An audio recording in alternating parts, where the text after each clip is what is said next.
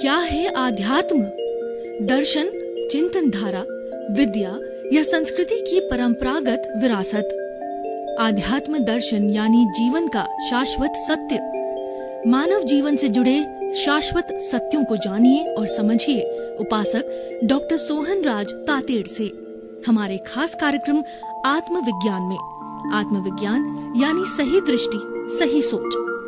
भाई और बहनों, मातृशक्ति को नमन। स्टूडियो में आपका हार्दिक स्वागत है, अभिनंदन है, सत्कार है। आत्मविज्ञान साइंस ऑफ द सोल कार्यक्रम के अंतर्गत हम आपको सही दृष्टि, सही सोच, राइट विजन, राइट थिंकिंग के तहत आपको कुदरती रचना और कुदरत का कानून के तहत हम आपको सनातन सत्य बताते हैं और आपको यूनिवर्सल ट्रुथ देते हैं, आपको सार्वभौम सत्य बताते हैं।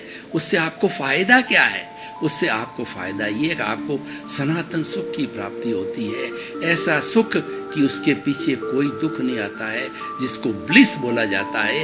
ये आत्मा का गुण है, आत्मा का लक्षण है। उसकी प्राप्ति के लिए हमने आत्मविज्ञान कार्यक्रम चालू किया है और ये सारा कार्य हम अलग अलग एपिसोड्स, अलग अलग विषयों के माध्यम से करते हैं। तो आज हमारा बहुत ही सुंदर विषय है, वो है कार्बन शरीर। भाई और बहनों, जैसा कि मैंने पूर्व के एपिसोड्स के अंदर बताया कि मनुष्य, कोई भी कार्यकर्ता, मनुष्य नहीं, कोई भी जीवित प्राणी जिसकी उसकी एक इंद्रिय है, जैसी गति है, जैसे कर्म है, उसके अनुरूप कार्य करता है, तो वह शरीर बिना नहीं कर सकता है। शरीर के लिए कहा गया शरीर माध्यम खलु धर्म साधनम। अगर मनुष्य धर्म की साधना करता है तो शरीर बिना वो नहीं हो सकती। शरीर एक मंदिर है और उस मंदिर के अंदर प्राण प्रतिष्ठा करके प्रभु की मूर्ति, बालाजी की मूर्ति, राम की मूर्ति, कृष्ण की मूर्ति, महावीर की मूर्ति जब प्राण प्रतिष्ठा के बाद बिठाई जाती है तो रोज हम उनके दर्शन करते हैं, जिन बिंब के दर्शन करते हैं। तो ये जो होता है, ये हमारा शरीर जो है वो एक मंदिर है। इसलिए शरीर को अशुद्ध नहीं करना चाहिए। क्यों नहीं करना चाहिए? कि जैसे मंदिर में भगवान विराजमान है, हमारे भीतर भी मूल स्वरूप बड़ा वही राम, कृष्ण और कुछ भी कहिए, वो वही है जो कि राम, जो कि चींटी में है, घोड़े में है, हाथी में है, ऊंट में, बैल में, गाय में, मतलब 84 लाख जीवा योनि की मूल आत्मा में वही शुद्ध परमात्मा है। और उसी को देखना है, उसको आत्मवत होना कहते हैं। जो फर्क हमको दिखाई देता है वो अपने अपने कर्मों के अधीन है। वो एक इंद्रिय होते हैं, द्विंद्रिय होते हैं, त्रिंद्रिय होते हैं, चतुरिंद्रिय होते हैं, पंचेंद्रिय होते हैं, नरक गति होती है, तिरिज गति होती है, मनुष्य गति होती है, देव गति होती है। और विशुद्ध आत्मा की बात करें जो मैंने अभी कही, तो वो हमारी आत्मा जो है वह हमारी विशुद्ध आत्मा है, मोक्षगामी होती, मोक्ष में सिद्ध शिला में निवास करती। तो भाई और बहनों, मैं कार्बन शरीर की बात कर रहा था। कार्बन शरीर जो है गंगोत्री है, ये हमारा सोर्स है, ये हमारा वेयर हाउस है। जन्म जन्मांतर की हमारी दबी हुई जो भावनाएं हैं, और जैन दर्शन की भाषा में बात करूं तो ज्ञानावर्णीय, कर्म दर्शनावर्णीय, मौनीय, आयुष्य, नाम, गोत्र और अंतराय, 8 तरह के कर्म और उसकी 148 प्रकृतियां हैं। वही हमारा कॉजल बॉडी है, वही हमारा कार्बन शरीर जो मैं आपसे बात कर रहा हूं। और इसको जो है सांख्य भाषा में लिंग शरीर कहा जाता है। कुछ लोग इसको कॉजल बॉडी कहते हैं। कॉजल बॉडी कैसे बनती है कि मान लीजिए इस जन्म के अंदर मैं जैसे भी भाव करता हूँ, जिसको कि कहते हैं चार्जिंग कहा जाता है, तो वो चार्जिंग होती है, वो भावों के द्वारा होती है। प्रतिष्ठित आत्मा चार्ज होती है, भावों के द्वारा होती है। भाव शुभ भी हो सकते हैं, अशुभ भी हो सकते हैं और शुद्ध भी हो सकते हैं। तो हमारे जैसे भाव होते हैं, उस भाव के अनुरूप जो है कॉज पड़ते हैं। एक भाव हमने भीतर चिंतन किया, वो भाव कहलाता है, अच्छा या बुरा, तो वो भाव कॉज कहलाता है। और हम उन कॉज की श्रृंखला बनाते हैं। हम बार बार चिंतन करते रहते हैं, अच्छा या बुरा, तो वो सारी कॉजल बॉडी बन जाती है। और ये जन्म जन्मांतर से इस शरीर के साथ चलती है। और मूल कहा जाए कि the reason of getting this gross body is our karmic body, is our causal body, is our that very abstract body that is called the causal body also. उसी कारण से ये शरीर कार्य रूप के अंदर मिलता है। अगर हमारा कार्बन शरीर नहीं है तो ये स्थूल शरीर नहीं मिलेगा। कैसे नहीं मिलेगा, मैं आपको उदाहरण देना चाहता हूँ कि मैंने गेहूं के 2 दाने लिए।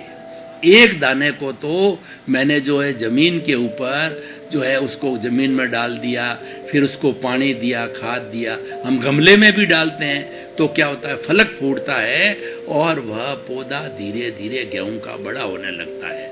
अब दूसरे को मैंने क्या किया कि दूसरे गेहूं के दाने को मैंने तवे पर भून दिया। भून देने से उसके भीतर जो शुद्ध आत्मा थी, भीतर जो जीव था, भीतर कॉन्शियसनेस थी, तो वह जन्म लेने वाली वो यानी उसके साथ जो कॉजल बॉडी थी वह भी जल गई। अब उसको अगर मैं वापस जो है उसी तरह से उसको उगाऊं तो वो नहीं उगेगा, क्योंकि उगने वाली वो कॉजल बॉडी है। अगर हम संपूर्ण कर्मों को नष्ट करते देते हैं, संपूर्ण कॉजल बॉडी को समाप्त करके जीरो कर देते हैं, ये सारा भुगतान है और ये जड़ है, ये हमको करना ही पड़ेगा। ये हमारा व्यवहार जगत है। व्यवहार शुद्धि बिना निश्चय शुद्धि नहीं है। मुक्ति में जाने के लिए आपको ये व्यवहार शुद्धि करनी पड़ेगी, सब लेन देन करना पड़ेगा। लेन देन करने के लिए माता पिता, भाई बहन, पति पत्नी, ये सब पार्टियां हैं। जैसे कि हम बिजनेस के अंदर काम करते हैं तो हमारी रॉ मटेरियल की पार्टी होती है, फिनिश प्रोडक्ट की पार्टियां होती है, और कई भी तरह की हमारा बीच वाले जो काम करने वाले वो भी पार्टियां होती है। तो कोई लेने वाला होता है, कोई देने वाला होता है, कोई डेबिट वाला होता है, कोई क्रेडिट वाला होता है, तो उसी ये सारा भुगतान होता है। ठीक उसी तरह से हमारा कर्मों का जो उदय भाव है, कर्मों का जो प्रारब्ध है, तो ये हमारी प्रकृति नेचर माँ है, वह उस जो है निमित्त को लाके खड़ा कर देगी। कैसे? पिछले जन्म के अंदर मैंने किसी व्यक्ति के 50,000 रुपए खाए, उसने बेचारे ने बहुत मेहनत करी लेकिन मैंने नहीं लौटाए, तो इस जन्म के अंदर वो 50 के 60,000 हो गए, मान लो ब्याज सहित।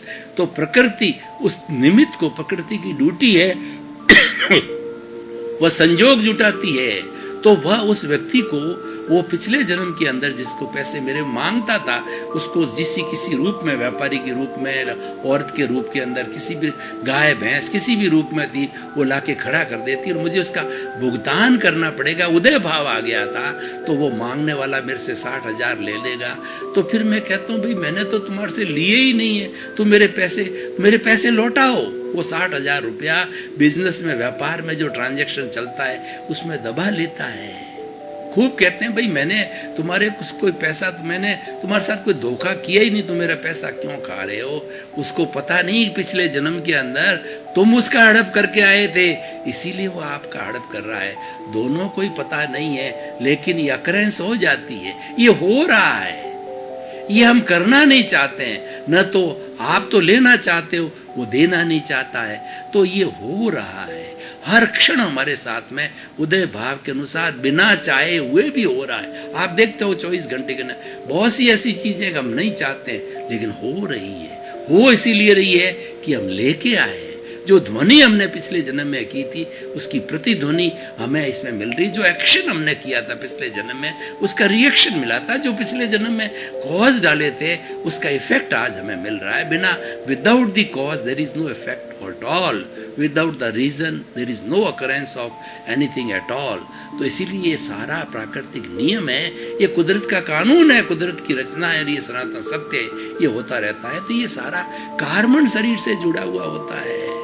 इसलिए भाई और बहनों गंगोत्री है। गंगोत्री कैसे मैं आपको बताना चाहता हूं कि जो भगवान शिव की जटा के अंदर गंगा थी, भगीरथी जी ने हरिद्वार में बैठ करके, जो कि राम के जो पूर्वज थे, उन्होंने बैठ करके तपस्या करी कि शिव जी की तपस्या करी कि आप जो है यहाँ हमारी पृथ्वी पर बहुत से पापी हो गए हैं, तो आप पापियों का उद्धार करने के लिए आपकी चोटी को खोलिए और उस गंगोत्री को, उस गंगा को जो है हमारे हरिद्वार पे बहाइए और धीरे धीरे पूरे देश में बहती बहती है पापियों का उद्धार करते हो। गंगा जल पवित्र होता है। जब हमारी मृत्यु हो जाती है तो हमारी मुक्ति के लिए, हमारे अच्छे के लिए, अच्छी गति के लिए गंगा जल पिलाया जाता है। इतना पवित्र है क्योंकि ये बहुत भगीरथ प्रयत्न करने के बाद, भगीरथ जो है वो मुनि जी के द्वारा जो तपस्या करने के बाद में ये मिला था, जो कि राजा राम के पूर्वज थे, तो इसीलिए वो गंगोत्री मैं ले जाना चाहता हूँ। वो गंगोत्री कार्बन शरीर है, सब कुछ उसमें जुड़ा हुआ है। और भाई और बहनों, मैं आपको बताना चाहता हूँ कितनी बड़ी विचित्र बात है कि जन्म जन्मांतर की आपकी जितनी भी प्रॉपर्टी है, जितने भी आपका लेना देना है, वो इस चिप में जमा रहता है। अभी मोबाइल का जमाना है, आपने देखा होगा कि एक चिप कितना छोटा होता है और उसकी 100 GB, उसकी जो है 100 GB वॉल्यूम होता है। 100 GB का मतलब इस पूरे बड़े कमरे में जितनी किताबें आ सकती है वो सारी की सारी जो है उस अकेले मेमोरी कार्ड में आ जाती है। ये सूक्ष्म का जगत है। तो ये हमारा जो कार्बन शरीर है बहुत ही सूक्ष्म है। कार्बन शरीर होता है चतुस्पर्शी पुद्गलों का होता है, वर्ण गंध रस स्पर्श वाला होता है। और चतुस्पर्शी पुद्गल जो है 2 तरह के होते हैं परमाणु।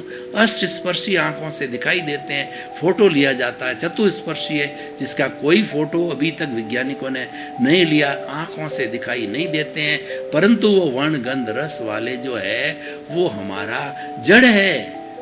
और उसको अवधि ज्ञानी, मन प्रयोग ज्ञानी और जो है केवल ज्ञानी तो देख ही सकता सारी चीज को। तो वो प्रत्यक्ष ज्ञानी जो होते हैं वो प्रत्यक्ष ज्ञान के द्वारा देखते हैं। तो मैं बात कर रहा था उस कार्बन शरीर की, उस कॉजल बॉडी की, जो कि विज्ञान कहता है चतुस्पर्शी मासलेस पार्टिकल है। ये जन्म जन्मांतर की अगर सब ये इनकी मास होती, इनका कोई वजन होता, तो हमारा शरीर जो है वो हाथी से कम नहीं होता, डायनासोर से कम नहीं होता। इतना वजन है जन्म जन्मांतर का। पर ये मासलेस पार्टिकल चतुस्पर्शी होने के कारण आत्मा के साथ में चिपके रहते हैं और आत्मा के साथ में तेजस शरीर उनको धक्का देता है और कार्बन शरीर ये चला जाता है। अब देखिए ये कार्बन शरीर के कॉन्स्टेंट्स को हम थोड़ा देखें, इसके ऊपर किस तरीके से है कार्बन शरीर, मैं आपको उदाहरण के द्वारा बताना चाहता हूँ। ये बीच में जो उदाहरण दिए जाते हैं, ये जो दोहे बताए जाते हैं, ये प्रोवर्ब्स बताई जाती है, ये इडियम्स बताए जाते हैं, ये कहानियाँ बताई जाती है, उससे हमारा ध्यान एकाग्र होता है और गागर में सागर भरा जाता है और हमें चीज जल्दी हृदयंगम और आत्मसात, उदाहरण से व्यक्ति बहुत जल्दी समझता है। तो देखिए कि बाबा जी की जो तुम्बी होती है, वो तुम्बी क्या होता है कि जो एक तरह का कद्दू होता है, उस कद्दू को भीतर का घर निकाल करके और तुम्बी का रूप दिया जाता है। अब ये तुम्बी जो है ये पानी में तैरने वाली होती है, हल्की होती है, क्योंकि भीतर का भार सब निकाल दिया जाता है, सूखा हुआ है। अब क्या करते हैं, इस तुम्बी के ऊपर हमने जो है लेप किया, चाहे मिट्टी का लेप हो, चाहे चंदन का लेप हो, या किसी मिक्सचर का लेप हो, लेप करके सुखाया। पहला लेप, दूसरा लेप, तीसरा लेप, चौथा लेप, 5वां लेप, छठा लेप, 7वां लेप और 8वां लेप। तो ये 8 लेप किए और सुखाया।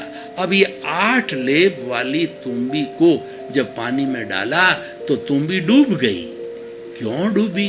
क्योंकि हमारी ये आत्मा जो ग्रस्त आत्मा है, ये जीव आत्मा, इस तरह 8 तरह के पर्दे पड़े हुए हैं। ज्ञानावरणीय कर्म है, वो हमारी आत्मा की प्रॉपर्टी है।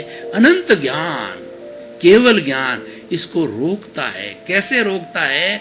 इसको संज्ञा दी गई है ज्ञानावरण की, आंख पर पट्टी बांधने के समान। व्यक्ति की आंखें तो है, लेकिन गंधारी की तरह, जो महाभारत में गंधारी कौरवों के जो 100 कौरवों की जो है वो माँ है और धृतराष्ट्र की पत्नी है, उसने भी वो उसकी आंखें देखती है, लेकिन धृतराष्ट्र अंधा है, उसके साथ शादी हुई तो अंधे को समझने के लिए अंधा बनती है, उसने पट्टी बांध ली, तो आंख पर पट्टी बांधने के समान है, कुछ दिखाई नहीं देता है। तो ये हमारे ज्ञान पर पर्दा डाल देता है। स्मरण शक्ति कमजोर हो जाती है, कोई चीज याद नहीं रहती है और ज्ञान हमारा लुप्त सा दिखाई देता है। कैसे दिखाई देता है? कल हमारा सूर्य ग्रहण था, तो सूर्य ग्रहण से एकदम अंधेरा हो गया, सूर्य चमक रहा है और अंधेरा हो गया। अंधेरा इसलिए हो गया कि बादलों से वो आच्छादित हो गया, बादलों का उसके ऊपर ढक्कन आ गया, कवर आ गया, पर्दा आ गया। तो उस तरह से 8 पर्दे हमारे आत्मा की ओर पड़े हुए हैं। और जब वह सूर्य ग्रहण हटा तो अंधेरा छट गया। अंधेरा छट के सूर्य पूरा प्रकाश जो है वह पूरा 360 डिग्री का चमकता हुआ सूर्य जो 12 बजे का है वैसा दिखाई देने लग गया 3 बजे, क्योंकि वह ग्रहण मुक्त हो गया था। तो इसी तरह से ग्रहण लगे हुए हैं। 8 जो है हमारे 9 ग्रह होते हैं, उसी तरीके से 8 ग्रह है आत्माओं के, और आत्मा की घात करते हैं। तो ज्ञानावर्णीय कर्म, मैं कर्म शरीर का कॉन्स्टिट्यूएंस बता रहा हूँ, कर्म शरीर का कंपोजिशन बता रहा हूँ कि आखिर कर्म शरीर है क्या है। ये सारे होकर के इसके अंदर 148 प्रकृतियों में कैटेगराइज होते हैं।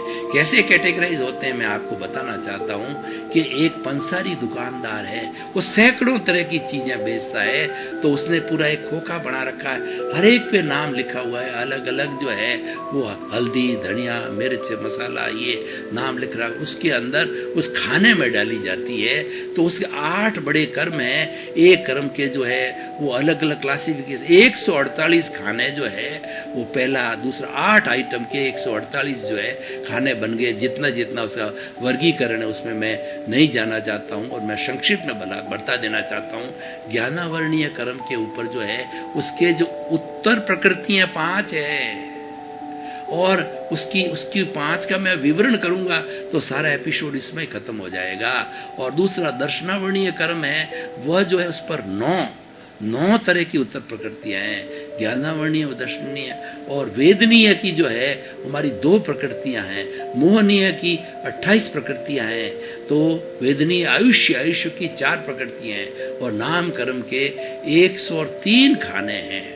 गति, जाति, इंद्रियां, वर्ण, गंध, रस, स्पर्श, और बड़ा से बड़ा हमारा पुण्य का जो कर्म होता है तो वो हमारा तीर्थंकर गोत्र का बंध होता है। शुभ कर्म और अशुभ नाम कर्म उसके अंदर आता है। और गोत्र कर्म होता है सोशल स्टेटस, शुभ और अशुभ 2 तरह के खाने होते हैं। तो इस तरीके से क्लासिफिकेशन मैंने बताया। ये हमारा कार्बन शरीर है, ये उदय होता है, और व्यक्ति जब कोई भी एक्टिविटी करता है तो प्राय 7 कर्मों का बंधन एक साथ करता है। मुख्य रूप से डोमिनेशन, तो जो एक्टिविटी है वो डोमिनेट होती है, लेकिन थोड़ा थोड़ा हिस्सा है और भी 7 कर्मों का होता है। आयुष्य कर्म होता है, जीवन के अंदर एक बार बंधन होता है। इसमें भी 2 तरह की जो अवधारणाएं हैं, हमारी जैन धर्म की थ्योरी बताती है कि जीवन में आयुष्य एक बार स्पष्ट बंद हो जाता है, और वह हर एक उसका पूरा एक फॉर्मूला है आयुष्य का कि आपकी मान लीजिए कि 90 वर्ष की आयु है तो 2/3 का मतलब 60 ईयर्स के अंदर आयुष्य का बंधन नहीं, वो 60 के कंप्लीशन के अंतर मुहूर्त में आयुष्य बंधन का अवसर आता है।